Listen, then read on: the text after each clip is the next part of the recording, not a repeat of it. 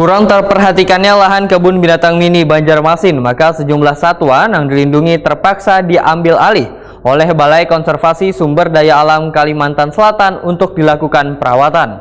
Akibatnya banyak kandang-kandang satwa yang kosong. Ditariknya sejumlah satwa oleh BKSDA Kalimantan Selatan dari Taman Satwa lantaran luas lahan yang dinilai kada memenuhi syarat untuk disebut sebagai kebun binatang.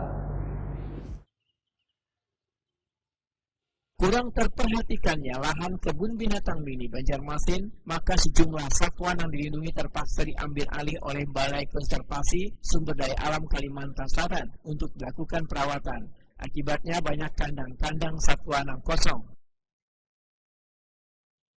Kepala Dinas Ketahanan Pangan Pertanian dan Perikanan Banjarmasin, Yuliansa Effendi, Wetakuni Prima TV Besukan Selasa 13 Mei 2025 mendahkan ditariknya sejumlah satwa oleh BKSDA Kalimantan Selatan dari Taman Satwa lantaran luasan lahan yang dinilai kada memenuhi syarat untuk disebut sebagai kebun binatang.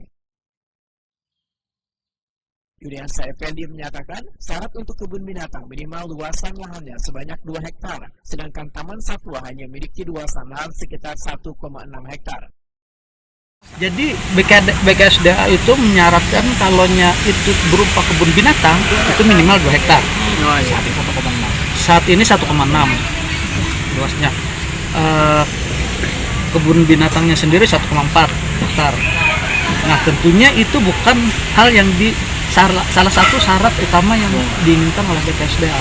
Sehingga ketika itu tidak terpenuhi, hewan endemik itu diambil atau hewan yang dilindungi itu diambil. Gitu.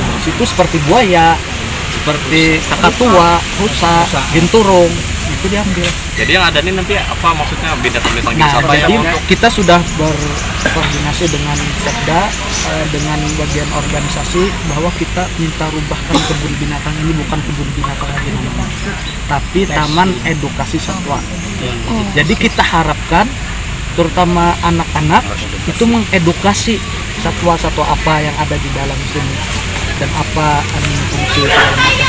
Itu yang kita inginkan, bahwa anak-anak kita SD SMP itu mengenal, karena kan seperti diketahui pada saat ini kan anak-anak terserang dengan gadget, jadi main video game. Nah itu kan jadi secara tidak langsung dia tidak mengetahui binatang, misalnya binatang kelinci jenis ini ada di sini, seperti itu. Jadi ada edukasi. Yuliansa Effendi menambahkan, supaya Taman Satwa ini tetap beroperasi, maka ngarannya akan diganti menjadi Taman Edukasi Satwa, dan diharapkan menjadi edukasi gasan peserta didik untuk belajar mengenal satwa-satwa.